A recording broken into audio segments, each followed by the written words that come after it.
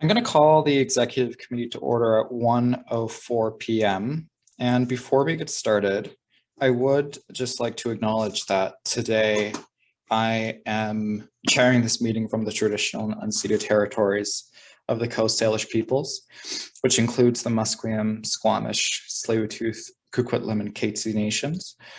And I want to recognize that this is a virtual meeting, and so this means that everyone is calling in from different lands, and so we should be acknowledging these lands as we engage in the work that we are today, and always centering in these meetings, in our projects, in our advocacy, and in our campaigns, what it means to stand in solidarity with Indigenous communities.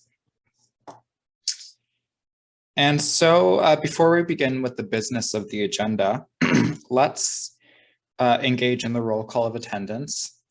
And so I will call on your position. And if you can please share your name, pronouns, and access needs, that would be fantastic. And we'll begin with the president, which is me.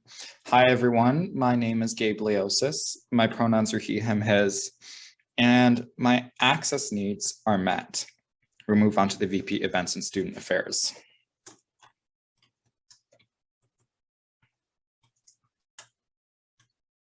VP Events and Student Affairs.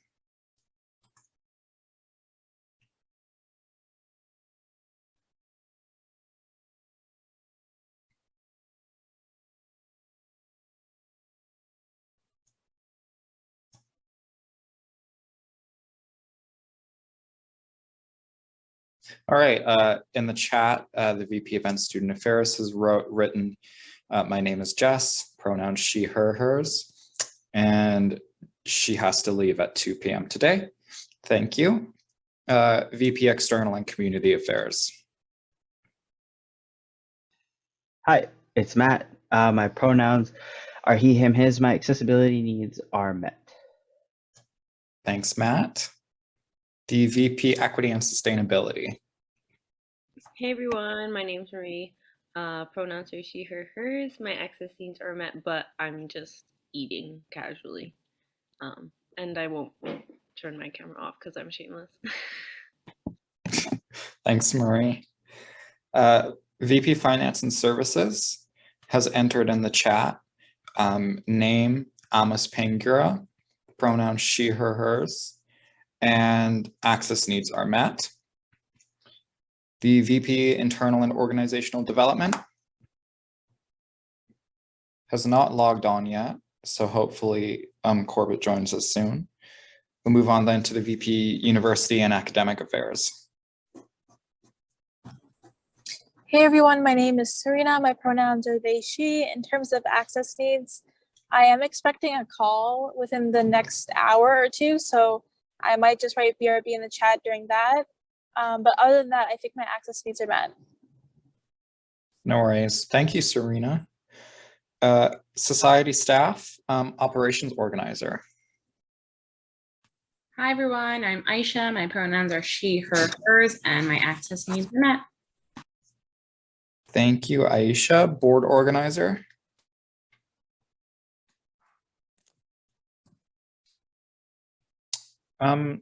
Ella, I'm not sure if we can, I can't hear you.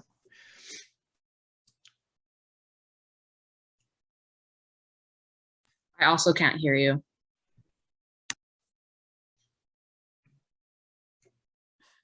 In the chat. Okay, that's okay. All right, name Ella, pronouns she, her, hers, and access needs are met. Thanks, Ella. And Policy Research and Community Affairs Coordinator. Hi everyone, my name is Billy, pronouns she, has, access needs are met. Amazing, thank you so much. Administrative Assistant. Hello everyone, my name is Joseph, pronouns he, him, his, and all my access needs are met. Thank you, thank you. And did anyone not have a chance to go? All right, we'll move on to the consent agenda then. This is section 4 of the agenda. And I'll read the motion now. It's 4.1, the consent agenda. Be it resolved to adopt the consent agenda by unanimous consent. And this does not require a mover and a seconder. However, I will read what the contents of the consent agenda are today. We have 4.1.1, matters arising from the minutes from the last executive committee meeting on October 4th. Are there any objections to the motions contained in the consent agenda this afternoon?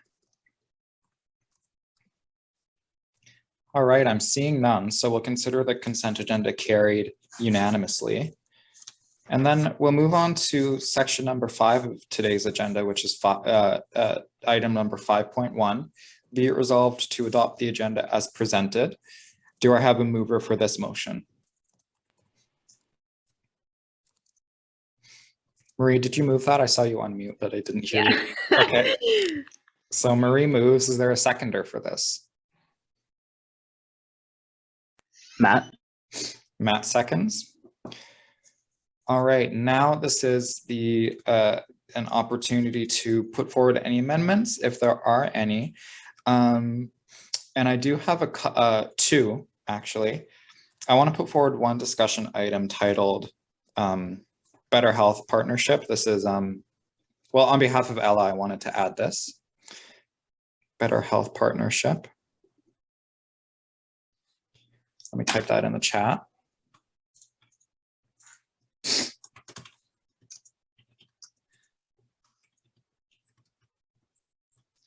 Then I want to add an in-camera item. So in-camera can come after discussion items. And I want to title that item in-camera hours of work, letter of agreement, or LOA for short. And that's everything from me. Looking in the chat, Jess asked, is there an updated agenda with the amendments? I don't know what you mean. Did Samaya make a new one? Were the amendments made on the weekend or no? I do not think she has had time to just yet.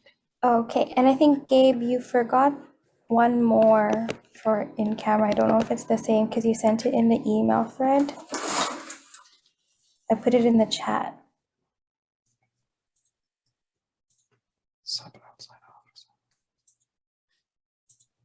Oh, I was gonna add that. And then I changed my mind, but is that something you were bringing forward?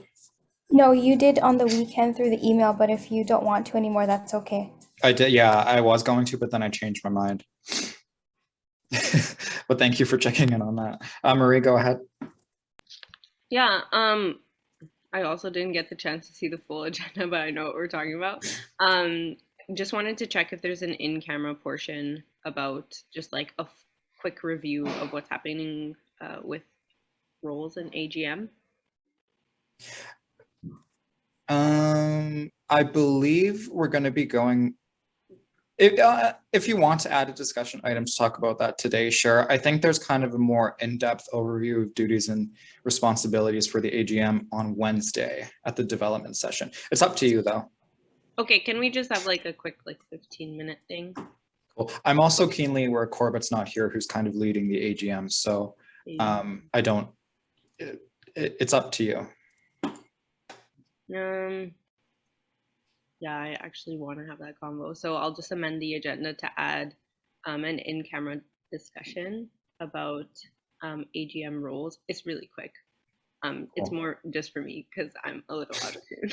No worries. Can I ask you, just out of curiosity, if you can, is there a reason you want it to go in camera? Oh, just because like I didn't know anything. We could have it in discussion. That's fine. Yeah, I'm just wondering if there's anything confidential or sensitive. No, it's not confidential. Okay. Okay, cool. So I can add that as a discussion item then? Cool. Sounds good. I'll just title that AGM overview.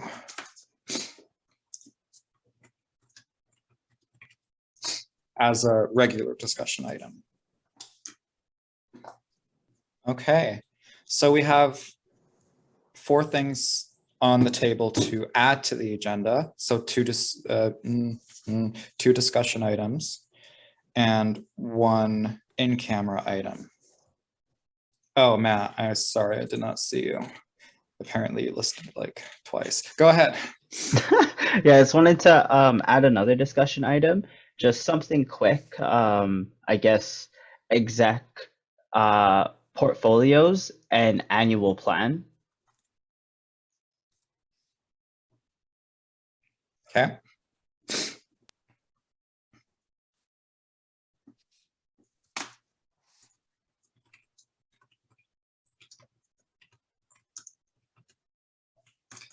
Thanks, Matt. Anything else? All right, so we have some amendments on the floor. And Ella, I think you were out of the room, maybe, but I did add that item, Better Health Partnership. Is there a mover for all of these amendments that have been put? Well, I can move it. Is there a seconder? Marie. Matt? Marie. So we'll put the amendments to a vote. All those in favor of the amendments to the agenda seeking unanimous consent on this motion? All right, that's carried unanimously. And so we'll move back to the main motion, which reads, be it resolved to adopt the agenda as amended. Any last amendments up for grabs? All right, we'll put this to a vote. All those in favor seeking unanimous consent? All right, the main motion is carried. And here, just give me one moment while I give Corbett a text to see if he's on his way, because the first discussion item is his.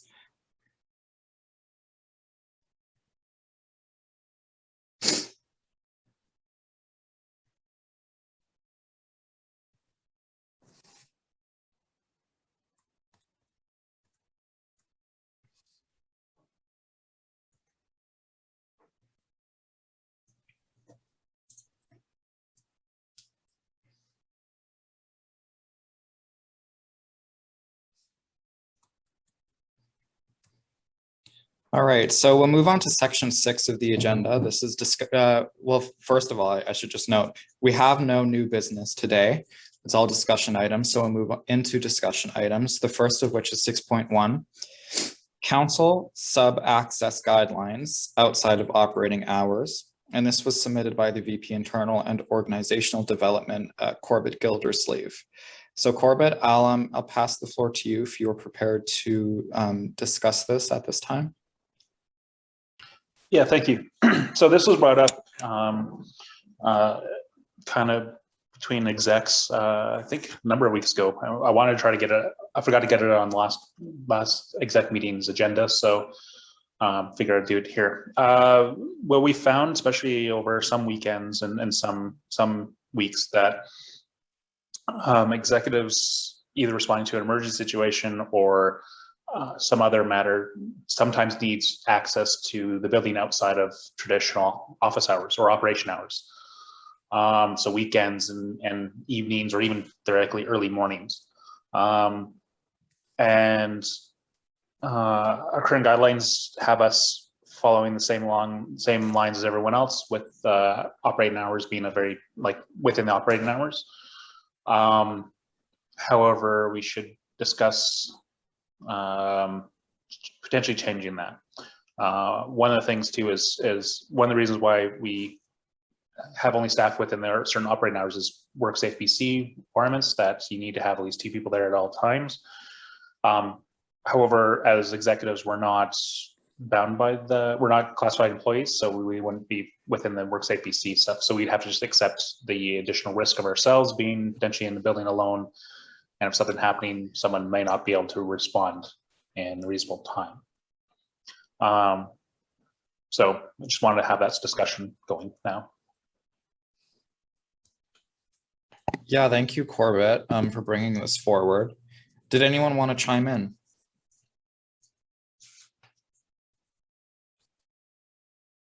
Any initial thoughts, comments, discussion?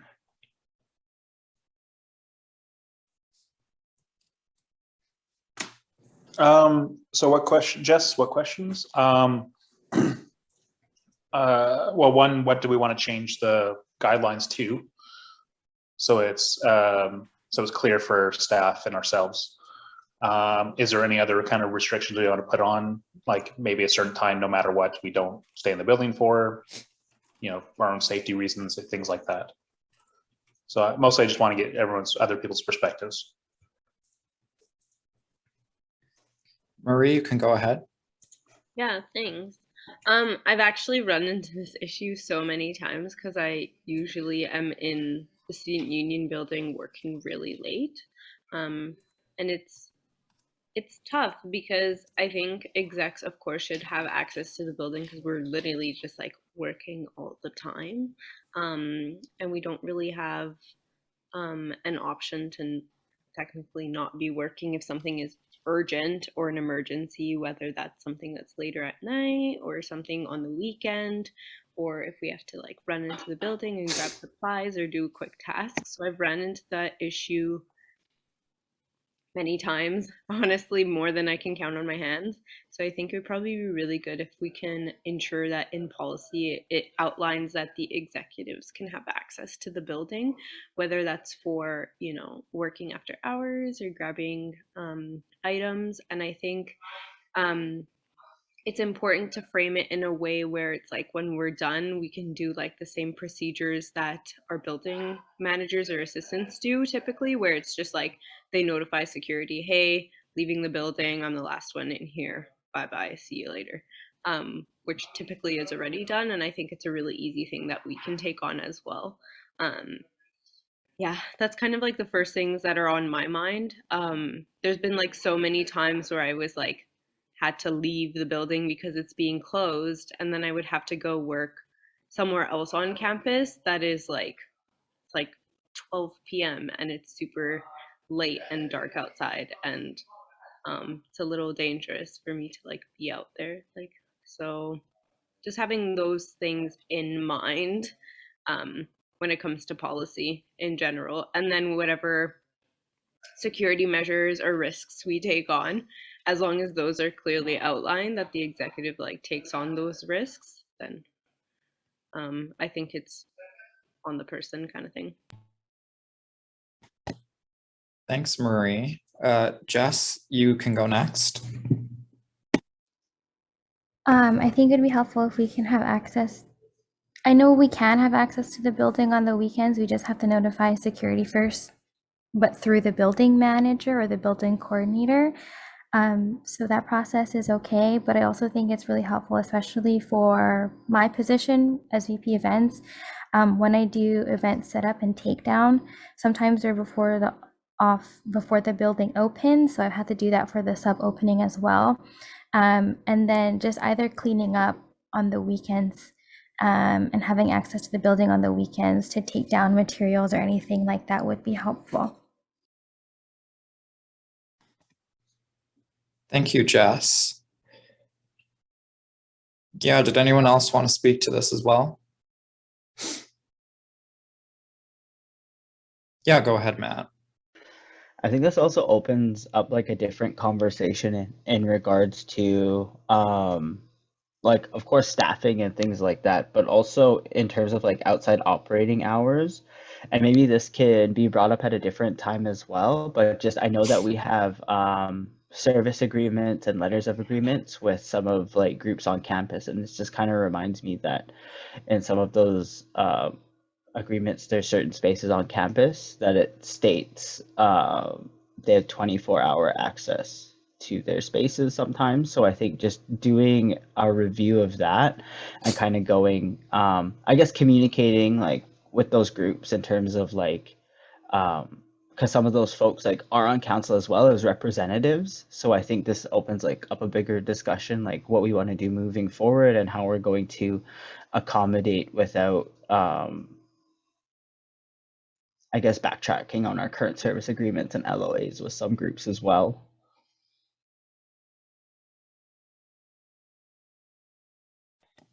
Thanks, Matt. Anyone else have any thoughts to contribute? Corbett, do you have any thoughts of your own, I suppose?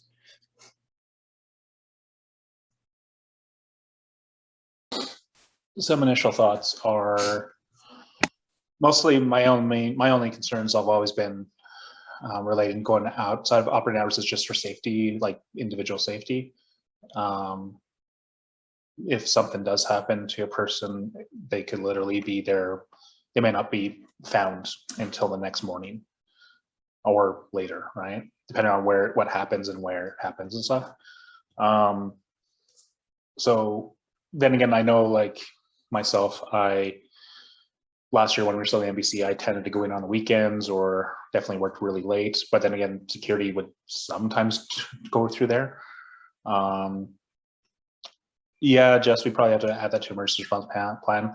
Like unless we wanted to have security allow them to patrol inside the building during those hours, which is not great because we don't necessarily like security's processes. And honestly, graveyard shifts, there's almost no security. There's very few security on site in the whole campus. So like it's a bad situation either way. But I also want to respect that, you know, some people, like we can also choose, if we accept that those additional risks, then it's on ourselves as opposed to anything else.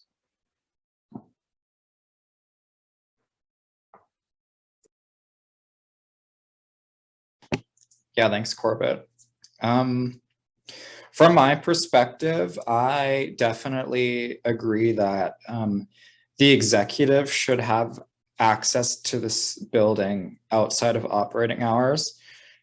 For myself personally, I know that I'm not in here late, but I am in here early.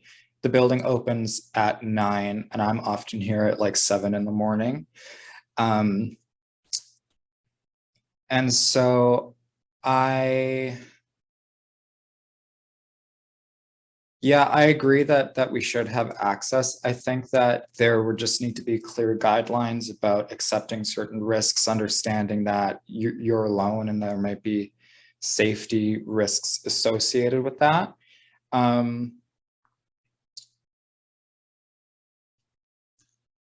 Yeah, that being said, I'd like to think about how to frame this in terms of actually writing it down as a guideline. And then maybe revisiting the conversation, but in overall, yeah, I am. Those are my thoughts. Marie, go ahead. Yeah, I was thinking it'd probably be beneficial if we just had like a working session to kind of like get all our ideas down on paper and to go from there. But I really think executives should have access to the building just because they take on the full-on like full-time technically duties of the SFSS, like compared to council as a whole, which means that we definitely will need those resources on times that the building isn't open. And then when it comes to constituency groups, I think we can have a further conversation about how that would work and how they can get into the building, and what processes they need to go through as well, but also ensuring that their safety is there, and having like regulations about events when it comes to that stuff, because yeah, I'm just thinking like I wouldn't want folks to be at risk if there was like an event and it kind of went after hours, and we don't want to like be affecting like staff hours and that sort of thing. So just thinking of like how that would pan out in terms of like building hours, and if we can have folks there like just helping and accompanying them.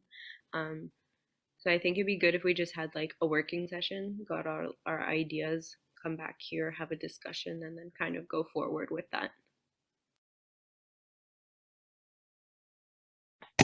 Thanks, Marie, for that. I am open to that, and I think that's a good way to move forward.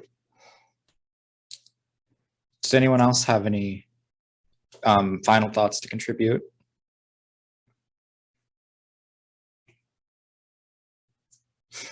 All right, Corbett, final thoughts? Any? No, I think the idea of getting like a working group together to write stuff out would be really helpful. Yeah. All right, then that we shall do. Thanks for bringing this forward, Corbett, and everyone for contributing thoughts. All right, We have our next discussion item, which is 6.2, sub-grand opening. This was submitted by the VP Events and Student Affairs, Jess De La Cruz. Jess, you have the floor. Hello. Okay, so when I was running for this position, I wanted to do a grand opening of the sub. Thankfully, I did somewhat of it through a soft opening back in August. But now I'm looking to go bigger, hopefully, sometime in the month of January. When we did it in August, it was over 5 days, and it was very, very structured. And everyone who came was handpicked and invited for them to attend, especially because of COVID. We were still in the fourth wave, and I understand that we are still in the fourth wave. But as time goes on, my job has constantly been changing because of the PHO guidelines, and it's been very difficult to plan events within the sub. But for January, hoping that will change. And I just wanted to let you folks know that I'm planning to have a grand opening sometime near the middle to end of January. So this will consist of initial brainstorming that I've done. I'm hoping to have the building open, obviously, open to all students and staff and members of the SFU community. Thinking of looking into small local bands and theater performances and dance performance and local artists for that day. It's only going to be one day. I don't know which yet. And then all of that following whatever the guidelines are for COVID during that time. I'm bringing this up now because it takes months to plan. So when we had the soft opening, students weren't really invited in that process. And hopefully now that we've gotten used to the space, we have staffing and we have that ability to do our room bookings within the next month. We're going to get used to hosting events within these spaces. So I was wondering what folks think about the grand opening of the sub.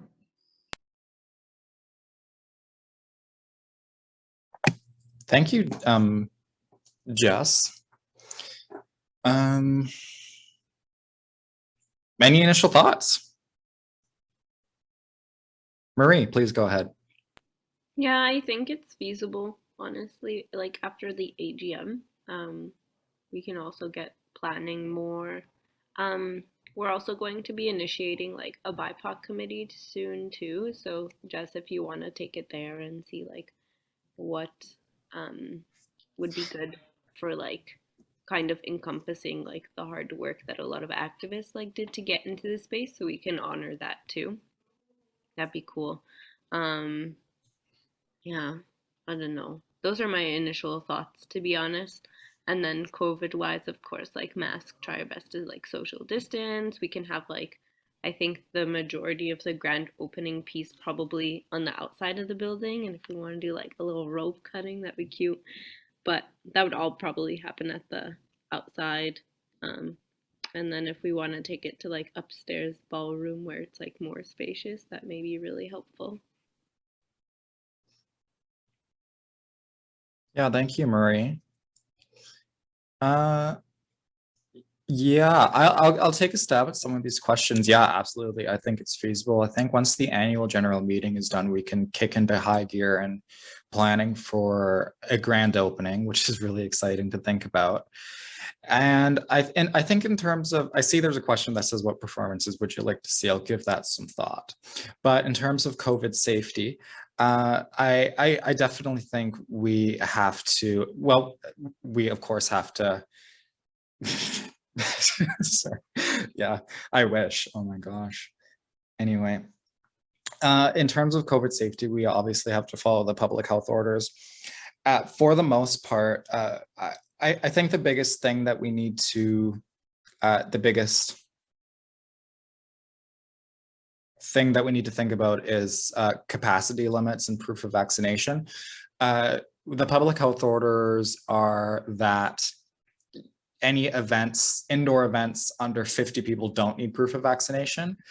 So that hasn't really been an issue for us so far as the SFSS because our events have been under 25 this whole time.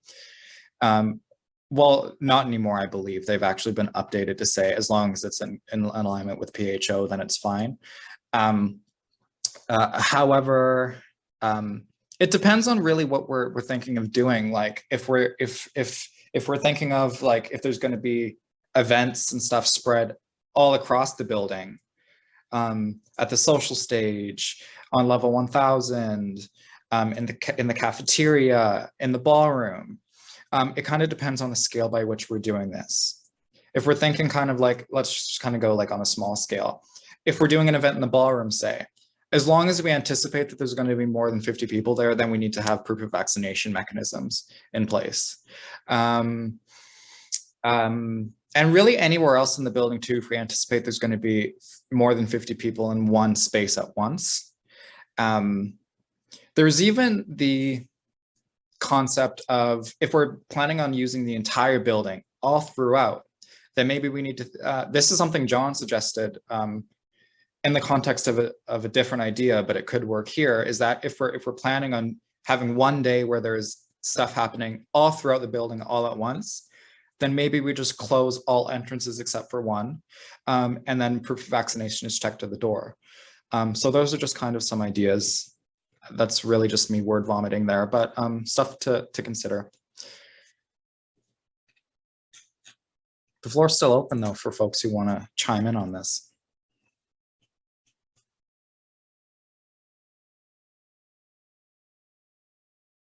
Go ahead, Jess.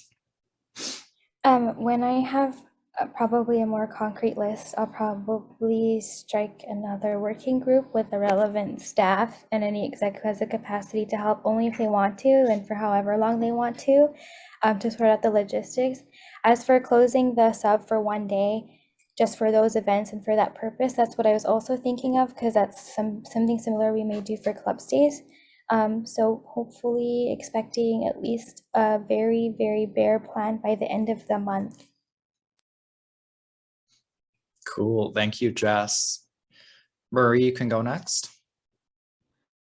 Yeah, this is a really random side note, but I was just thinking this may be like a really nice part of the grand opening too. I was actually chatting to Matt about this really briefly, but I think it would be good to like just bring it here. But I wanted to initiate a name like project for the first level, which would like consist of like welcoming elders to kind of chat to a lot of the constituency groups who fought to be in the space, and then at their capacity, if they could provide like Indigenous led names for that space where we can like select a name and then go forward with it.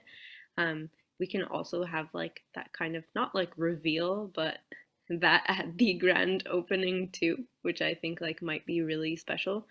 But I was thinking that would be a really good idea, but I don't know. What do you guys think? Yeah, thanks. Thanks, Marie.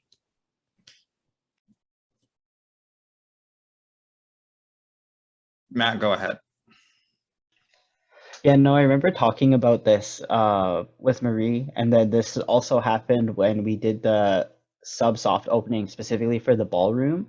But I think it would also be good to initiate that if you're looking at something to have this revealed like before like this grand opening, then I think we should probably start the process after AGM, and this might be like something that coexists along with like the planning, but to start the consultation in early November up until break, and doing that initial outreach and actually set days where we'll be doing that consultation and bringing elders and having that discussion with community, and then hopefully finalize something in the beginning of January. Then we have everything set, then just invite everybody for that. I think a lot of that planning will have to be done like alongside and prior to that. That's just my initial thoughts on that specific item. That's fantastic. Thanks, Matt. Corbett, and then Matt again after that. Corbett, you can go ahead. Yeah, I guess, is there, like if their, say, numbers get worse or PHOs change, roughly how long heads up we need to cancel or move dates for events. Just go ahead. Can everyone just like knock on wood with what Corbett said? Didn't appreciate that, but we do have to consider that. We would have to probably like give it depends on the vendors that we have and the performances and the contracts that we make with. If I do, let's say, invite a band or a dancer, within their contracts, we should implement something that in the event that COVID cases rise or we have to cancel it, we must give at least 3 weeks notice beforehand or something like that. Well, here's the other thing too, like we really don't know when public health orders change. It could be 2 days before the grand opening and PHO orders change. I mean, just look at how many public health orders changed 1 week before the first day of classes this semester. So, I mean, we can try as hard, I think, to plan for worst case scenario. We can't do it, or we have to do a trimmed down version of it. But again, there is a certain element of unpredictability that we kind of have to deal with, I think, in terms of like COVID and what happens.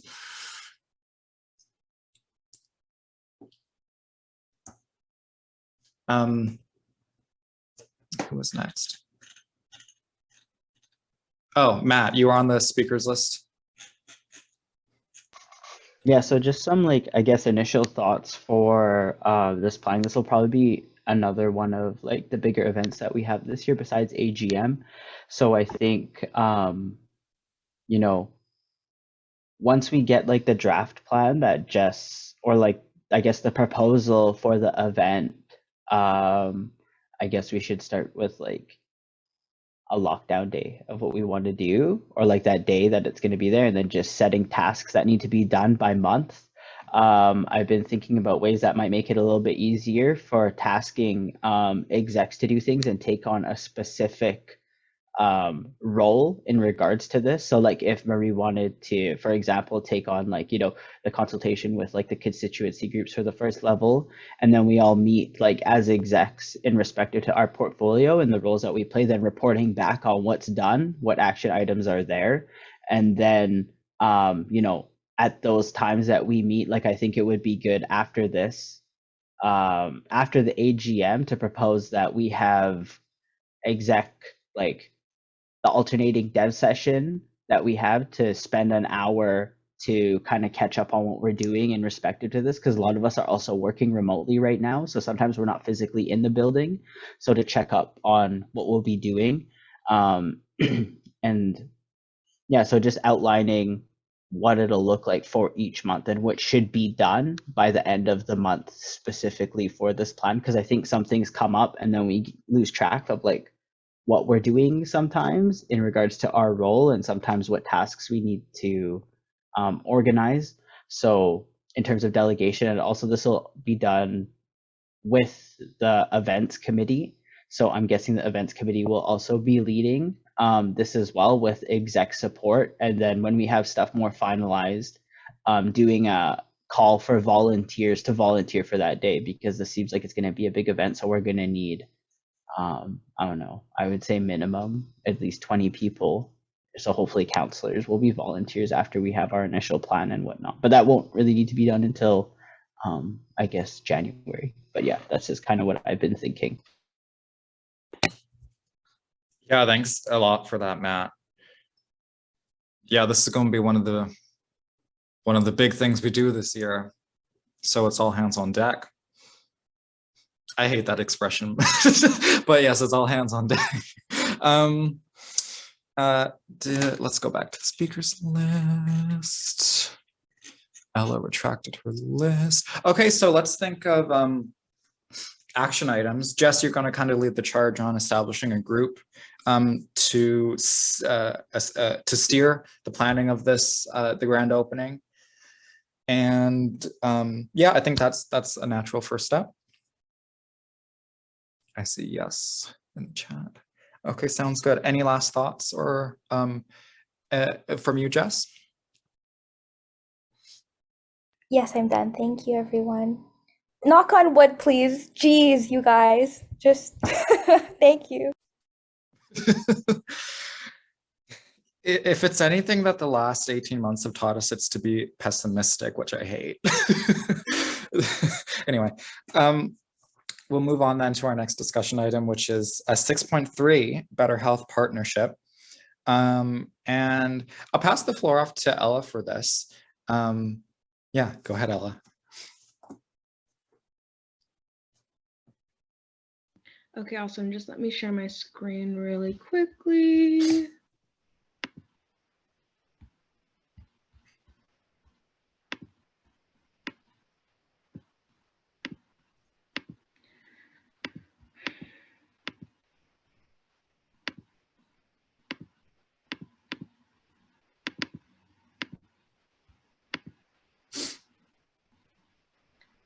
Okay. Everyone can see that? Yes. Okay, awesome. So, starting, so I had a meeting on October 12th with Kefir Iyal, who is the VP of Sales and Partnerships at BetterHelp. And essentially our conversation was around the support that BetterHelp can provide the SFSS, especially with the ongoing conversations that we've been having in council, which take a lot of emotional labor. We kind of had a conversation about what full access to mental health support would look like. So BetterHelp, for folks that don't know, is an online therapy portal seeking to reduce barriers to access to therapy. Participants that use BetterHelp have access to 24/7 text messaging support with their counselor, and also virtual face-to-face sessions throughout the time in which they subscribe to the actual platform. Therapists that are selected to be within the BetterHelp space are required to provide their license to operate within their specific region. This is an organization that's based in the States, but also provides support globally. So there's more than 14,000 therapists within the network, and a lot of these therapists specialize in the lived experiences of specific communities, including specific BIPOC support and LGBTQIA support. But there's also specializations in things like stress and anxiety and depression and addiction and trauma and all the things that we all deal with and might need support with. So in our conversation, Kefir explained to me that within this partnership, if we were to go down the road of a partnership between the SFSS and BetterHelp, then it would be providing counselors, or ultimately membership if we do choose to go in that direction, 1 month of free therapy and support, which on the platform typically costs around $320 a month. Broken down, that's about 80 to 110 Canadian a week. So they have access to support via all of the ways that I had said before, which is basically, it's based on the availability, needs, and convenience of the counselors wanting to seek this support. So for details, again, counseling options are through real-time text messages. There's a text portal. There is a live chat option, a phone support option, and a video session option. And in our conversation, really the discussion that I want to have is this something that we feel like is going to be beneficial for counselors right now? Especially as it is getting into a very, very, very busy season. Is 1 month of support really enough? Is a 1 month partnership the road that we want to go down? Something to highlight as well is that this is 1 month consecutively. So this is, you don't have the option to span this over, one meeting with the counselor in January, February, March, and April. It has to all be done within that 30 to 31 day allotment. And with that, also, from my understanding, Kefir didn't necessarily mention it in our meeting, but from my understanding, you do also need a credit card to sign up. So is that accessible? and what would the next steps kind of look like. So that is the full gist of what we had a conversation about. This is a live and ongoing partnership. So this is not a contracted partnership between the SFSS and BetterHelp. So realistically, this is free for us. And it would be a project that would be managed within my position. So I would make sure that folks have access to the support and can get on the portal and off the portal. But I really did want to open up the floor to exec to see if this is something that is needed right now or something that will be beneficial for counselors going forward.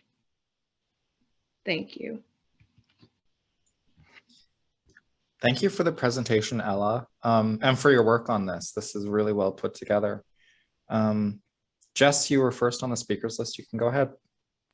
Thank you, Ella. This looks really good. I remember reaching out to you within the beginning of the semester to get assistance in looking for external support for executives, because we were noticing that within this position, plus the personal things that have been going on for each of us, we were getting burnt out really quickly when we just started this job. So I look forward to looking into this more.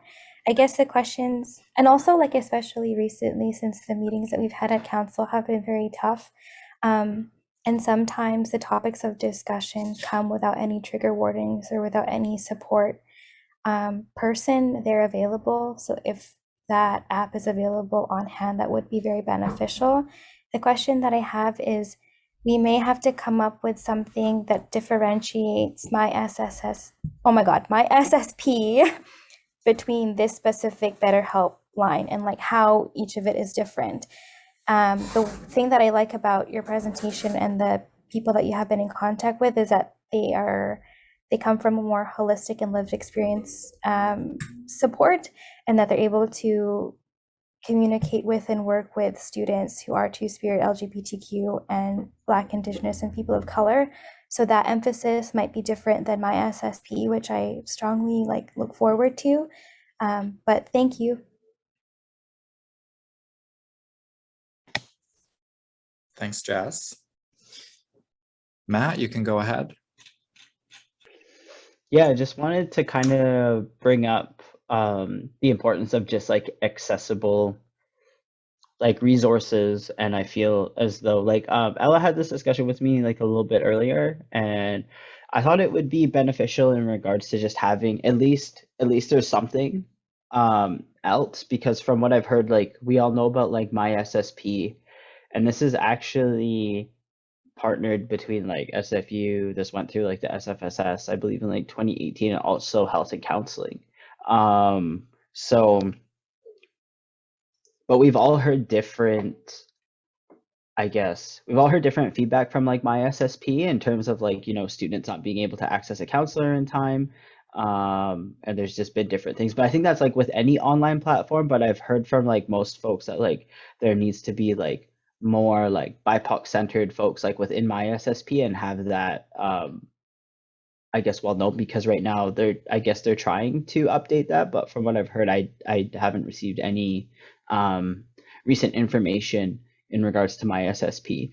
I think this would be beneficial to at least try it for like, I guess, the free period for execs and counselors, just because like we don't know the types of supports that people need, and sometimes it's just better to have more things.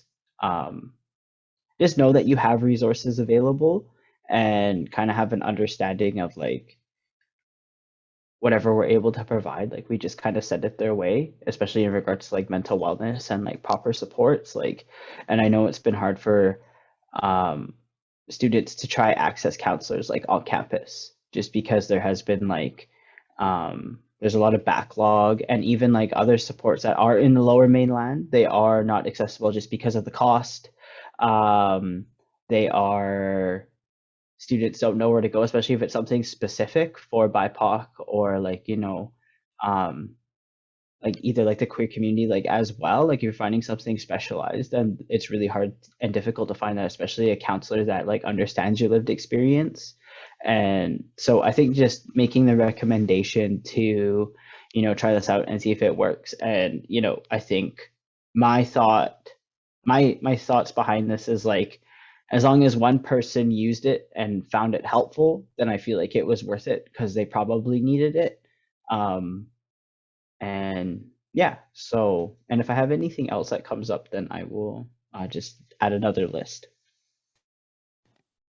Thank you very much, Matt. I appreciate that.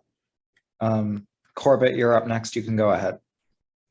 Oh, also, I've just turned my camera off for a minute because I've been looking at my computer screen since 7:30 and I just realized I haven't looked away. So camera's off for maybe like 10 minutes and then I'll turn it back on. Thank you, Corbett. Corbett, you can go ahead now. Thanks. I guess I'm just kind of curious. I'm trying to understand the kind of how this works. So we have potentially an open partnership with this group to provide 1 month free for any counselor any or all counselors that want to use it. But after that month, then all those individual counselors would start getting charged on the credit card if they want to keep going, or is that how it works, or are we paying for like a large group rate for everybody, like the SFSS would be paying for a large group rate for everyone in the future? Yeah, Ella, you can go ahead. Yeah, so it's my understanding that we wouldn't be paying anything. Essentially, I think the way that the platform is set up, this 1 month free partnership begins, they can access it anytime, and then they are charged additionally for their credit cards. But I did not mention in the chat, though I thought that I did, I can schedule a follow-up with Kafir and all of the the necessary execs to see if we can have a workaround on this, if we can take away the option at all. I'm sure a developer has thought about it, so that folks don't have this unnecessary accessibility issue. But essentially, we would manage this ongoing list of counselors who do have access to the platform. Folks can be added and taken off at any time. And we would manage the actual maintenance of the platform, of the portal, while, and then after the 1 month is over, the counselors would not have access to this anymore as a support platform. Thank you, Ella. I think it would be worth looking into if that's even a possibility to waive that requirement, if we were to kind of partner with them. But anyway, I've lost Serena. I think you're up next. Yeah, I think this is a good idea. I'm always for more mental health support. The only thing that I would be worried about is trigger warning for medical violence, but they use like nicknames and that kind of thing to protect folks' privacy, which is great, except that privacy is taken away if they deem you to be a danger to yourself or others. So just making that clear to counselors or anyone else who's going to be using the service that like, here are the inherent risks that come with using a service like this, just so folks like know ahead of time and like no inadvertent harm is caused because someone didn't know like something that they said would get them into trouble and that kind of thing. But yeah, other than that, I'm in support. Thank you, Serena. Marie, you can go ahead again. Yeah, I actually really like this. And same as Serena, I think like when it comes to these things, it's really like the more the merrier. But I think also the concept that like a lot of times executives are kind of working alongside health and counseling or have been like traumatized by health and counseling while trying to make changes over there. So a lot of times like they're really uncomfortable to go to the university for that kind of help in general. So having a separate option where this is kind of like an external thing can be really relieving, because you don't have to like depend on something that has already caused you harm or trauma, which I think is always important, and always important to create those alternatives. So I do like this. I think the only thing I'm really concerned about, of course, is that whole credit card thing. I was trying to think of good alternatives for that, whether it was that, I don't know, to take it from like a stipend or something, but I think that may cause more barriers too. But yeah, it may be good to chat about that part. Thank you, Marie. Corbett, you're on the speakers list again. You can go ahead. Yeah, a couple follow-up questions. One, would these counselors, would the counselors, including students, up be able to use their health and dental plan related to this program? So it comes off of that first for reimbursements, as opposed to have to pay out a pocket directly, because there is a discount with it. Because, and also I guess a follow-up question with that is because these is a US based group, is there going to be one issues with like getting health insurance covering that, because it could be viewed just directly as like a, you know, it's across the border kind of thing, if there's an issue with that or not. Two, because again, it's a directly be across border, is there going to be medical privacy issues that we have to look into as well? Right, like it says the company, Ella, you said the company works internationally, but does that mean they have a Canadian office that everything goes only through there, as opposed for Canadian clients and stuff, like things like that would be good to understand. Thank you, Corbett. Ella, you can go ahead.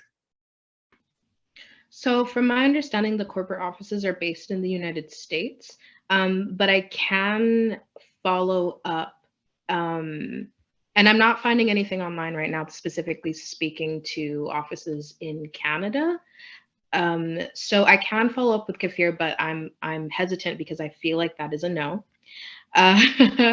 Specifically on the point of reimbursements, BetterHelp does not accept insurance directly, and you can't be reimbursed indirectly by submitting claims. So that is a huge barrier that is also there, but it does give, from what I'm finding, it does give out refunds to clients if they need refunds for any specific reason, but they don't accept insurance.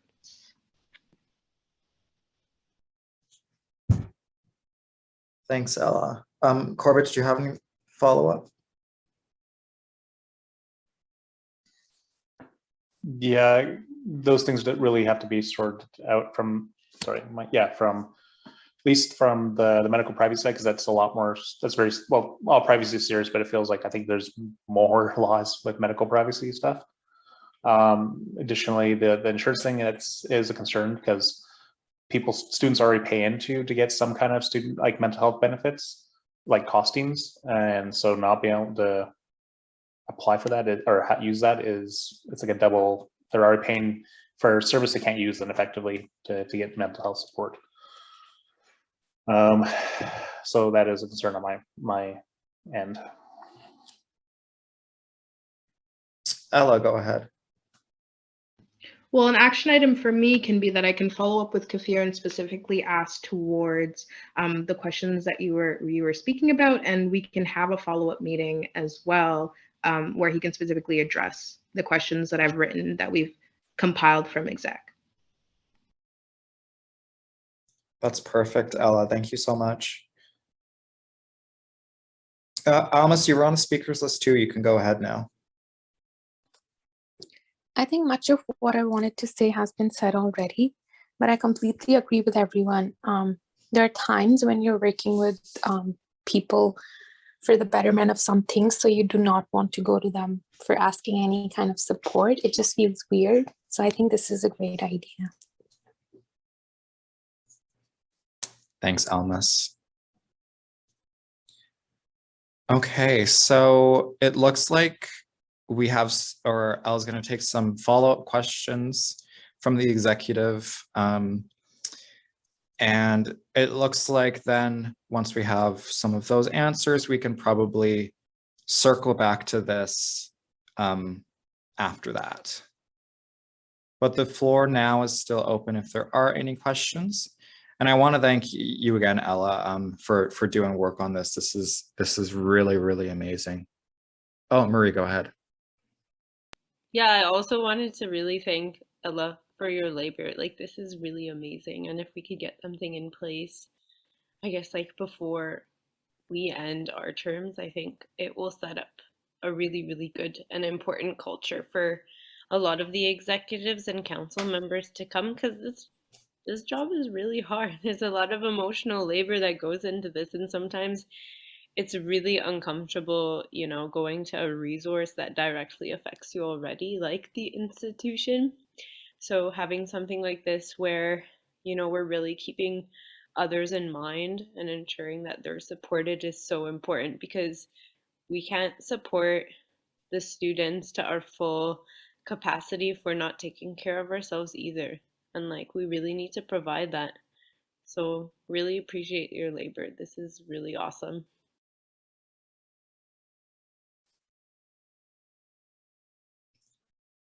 Okay. Let's with that, let's move on to our next discussion item for today's agenda, which is annual general meeting overview. And this was submitted by Marie. Marie, if you wanted to start off the discussion, and then we can see where we can take it. Yeah, no worries. Yeah, so I kind of was a little bit lost on what was happening just because I wasn't able to come to our last exec meeting, and I'm still yet to listen to the recording. But I think my biggest thing is just like, if someone's able to just give like a quick like 1 minute overview of like what's happening and who's like tasked with what, and like what you need my help with, because I haven't listed myself under anything. Like so far what I've been doing is I've just like been linking up with some like counselors, like, and pushing them to like make some like AGM content, because I think they'd be good for it. Like Shashank, I was like, make some AGM memes. So he's in the works to do that now. And then I'll be meeting up with Kashish to like make an accessibility video that should be like 30 seconds to 1 minute, and Abby from SFU 350 to go over the divestment one. I've also been like reaching out to the constituency groups just to make like a video all together, but I don't want to be overstepping. Like, I don't know like who's doing what. So like whoever's like in charge of like the media stuff or anything like that, just let me know and I could like tell you what I'm doing and we could collab so I don't ruin everything. But yeah, that's it. Thanks, Marie. That sounds like a lot of really good work that you're doing already, even in the midst of apparently not knowing what you're supposed to be doing. So thank you, Marie.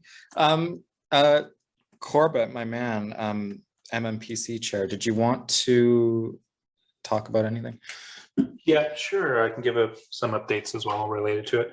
And also thank you Marie, for jumping in and helping organize councilors stuff, because that's something I haven't had time to do, and so it's helped me out a lot. Okay, so what I've gotten done so far is everything but the annual report is out and ready, is in the, what's the word? The archive for people to be able to see. The bit.ly link is created. The Eventbrite has been created by staff. And I've had a meeting, me and Matt. Matt's been coordinating some of the digital media stuff. We've had a meeting with Muriel and Ilham around what needed to get done and timelines. Our goal is to have a number of the smaller videos for individual counselors and the students saying why to go to the AGM or why to vote for XYZ from like the Monday, Tuesday, and Wednesday in the direct lead up to the AGM, as it's more focused and a good reminder of all the last things, as opposed to doing it all last week, like this week. Maybe people might forget by next week. But we can also send out some, if we can get some other smaller videos edited and ready out, we could release them later in the week as well. Muriel has drafted an email, a couple different emails to go out to different groups like TSSU, SFSS, and all of the and our kind of allies and stuff to help us spread the word on the Adjournment to their undergraduate members. And I believe she should be sending them out today. I'll double check with her, or if assuming she hasn't already sent them out, because I remember giving comments on Friday and stuff for feedback on the emails.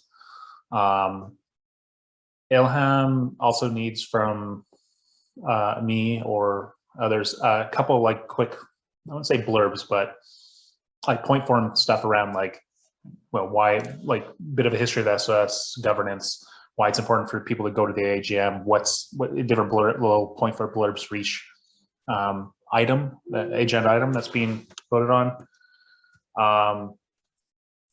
That need to get that, I wanted to get that done on Friday, but I just didn't have time. So I need to get done today, and I've got time set aside to do that. I also have to send, we also have to send to meetings events a kind of an itinerary of the event and a few other questions I had. I answered about 90% of the questions they had on last Friday, but there's a few, or no, last Thursday, but there's a few things on that I needed to submit again for Friday, but didn't get a time to. So I'll be working on that today as well in the afternoon. So there's still a lot of like some documentation stuff being done, but staff is on the go for a number of other activities. Like Ilham is also working on all the social media posts and things like that. To me, they started releasing them, started releasing one big general notice last Friday, I believe, that I've shared and other people have shared, but only about 5 people shared. So more execs, please go to Facebook and share all those posts. That'll be really helpful. But there'll be more coming out for Instagram and Facebook and such. So I can check with Ilham and see where she's at with stuff and when she expects to get them out. And I can forward that on to, or Matt, if you'd like to follow up with her directly, that might be helpful. And then we can share that with the group and stuff, and start sharing with council. Cool. I do have a couple questions. Can I go for it, Gabe? No. Why not? Go ahead. Okay, cool. Maybe I'll just like list my questions, because I was like, as I was advertising yesterday, I was like, shoot, I don't even know what we're doing for prizes and like all these different things. So, and I feel like prizes is a really big thing that actually gets people to like come out. So my first question is like, what's happening with prizes and like, what are they? My second question is there like a social media package for like constituency groups to like be posting about this stuff? And if there's not, like I could get started on it if like no one else has. My third question is, sorry, I have like 5 questions. My third question is, are execs going to be like making videos, and when will that happen, or like when's our goal to have that by? And in general, like, do we have a doc for like who's going to be doing what kind of thing? I also was thinking about this, like obviously if we're going to be like tabling for the AGM and getting people to go out, we might get some numbers, but I think it's really important if we like get in another like outreach mapping going, where like all of us are like reaching out to like people who we know to like get them out and then get their friends to come out. So I think it'd be really good if we initiated a meeting, and I'm happy to like get that Excel sheet going. Here, let me put my questions in the chat. I'm disgustingly annoying. Here. So like prizes, social media package for constituency groups, like video making for execs, like a doc of like what's being delegated, and then like what's like voter mapping style kind of thing.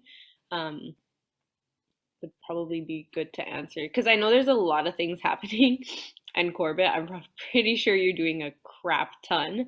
So like probably be good if we like delegated a lot of things. And I'm like your free floater basically now. So if you need help with anything, just like message me.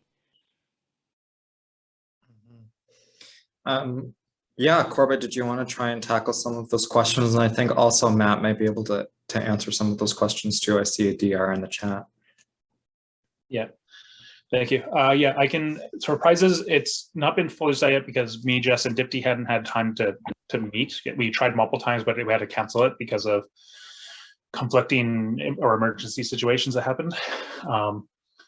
And so we are, but the general idea is have the same themed of prizes last year. So like an iPad, a tablet, some gift cards, some other tech support like webcams and other things that would be, that supports education or working classes, plus,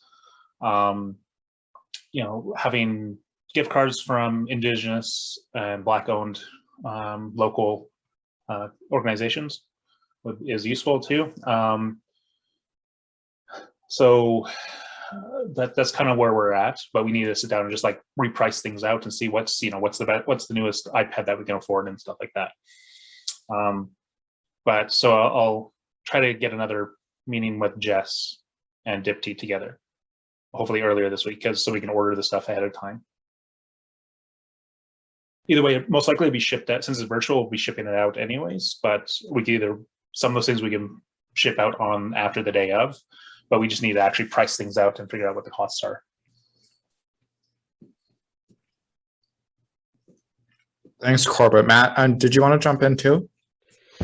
Yeah, so we've had a couple planning sessions, and I'm not gonna lie, we probably will need support to push more of this content out, because last week we met with Ilham.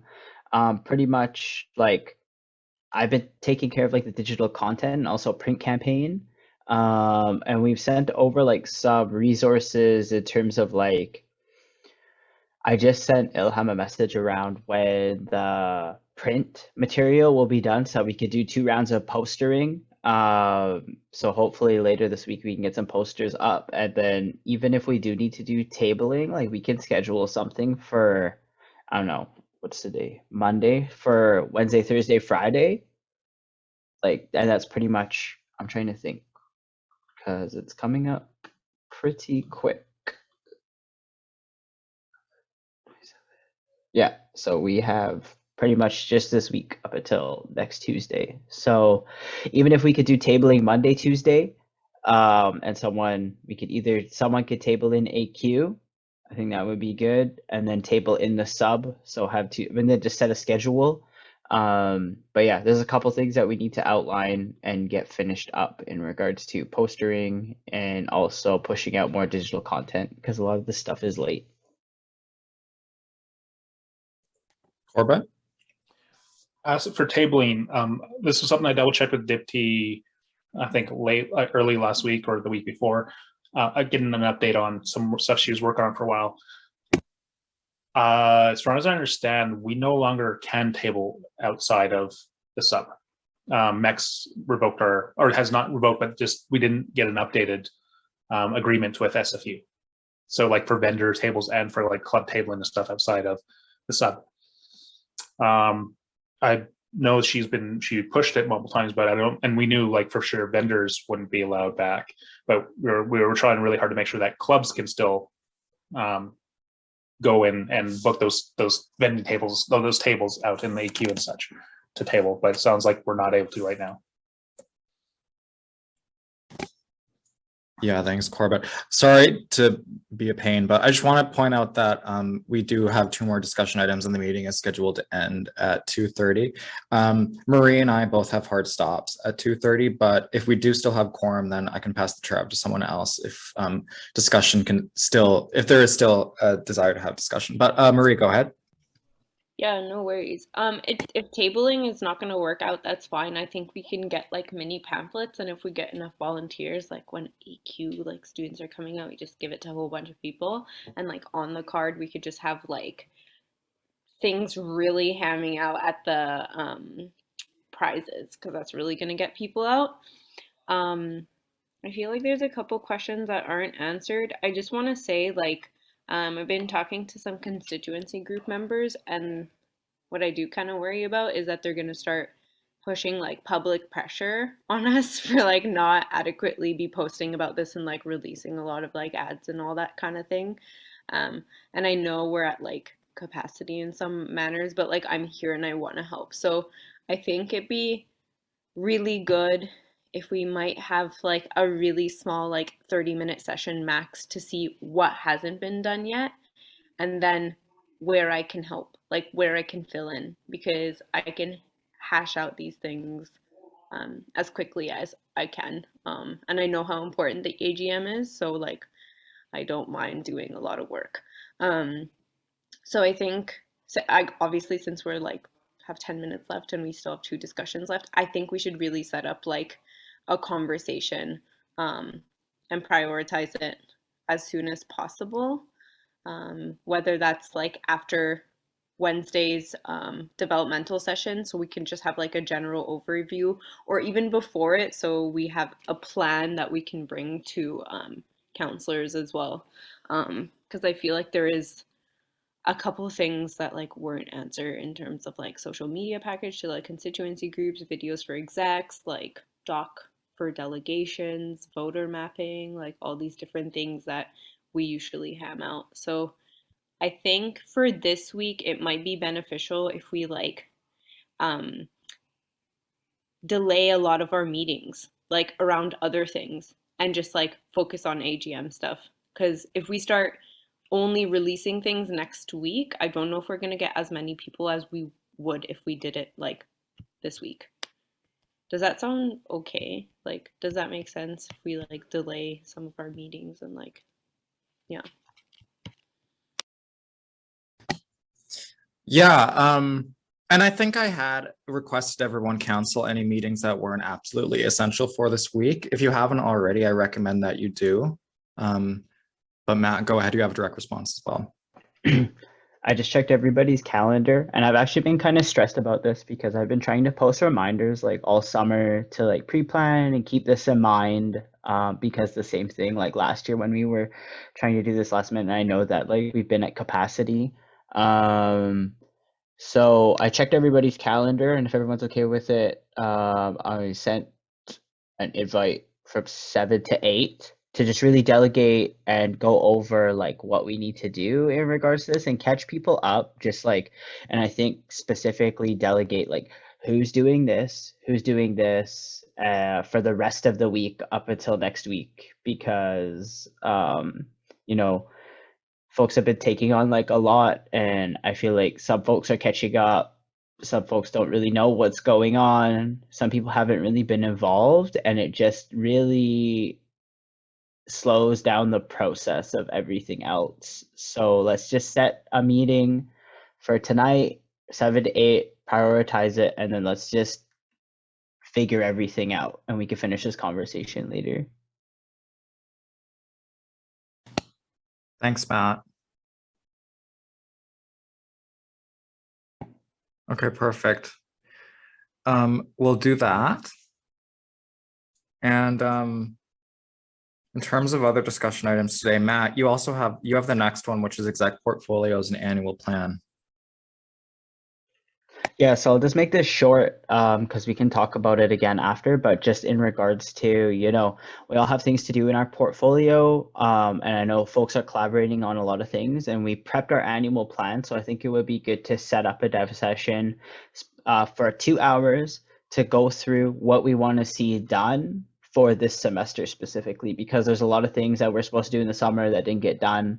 And be realistic about what you want to complete like for this semester, because we only have November, we only have December, in regards to campaigns and policies or just smaller things that you have to do. And also like look at areas of support where you will be collaborating on with execs, because sometimes like, you know, our portfolios, we're all taking on different things, but in a lot of ways like they're interrelated. So I would just say go over, if I could request some action items, just go over your annual plan and what we did in the summertime. And when we have our next dev session, come to that meeting prepared, knowing what you want to talk about and areas of collaboration. Hopefully we can solidify something where we can actually have things where we can have them done for the fall semester. I think that'll be really helpful because there's stuff that we've set goals for that I've noticed we haven't hit yet. And I really want to try get us like back on track because all of us are at capacity, all of us are doing different things. And I just really want to try streamline it so that for the rest of the year that we can hit those goals that we want to do and also coordinate like with our staff and what we're going to be working on. So yeah, this is my recommendation. Just go over your annual plan, pick a couple things that you want to finish for the semester, and we could work on it in a dev session. Yeah, thank you, Matt, for that. I definitely want to do that. And so I appreciate you bringing it up. Oh, sorry, I turned my camera off for a minute. Let me turn it back on. Yeah, thank you.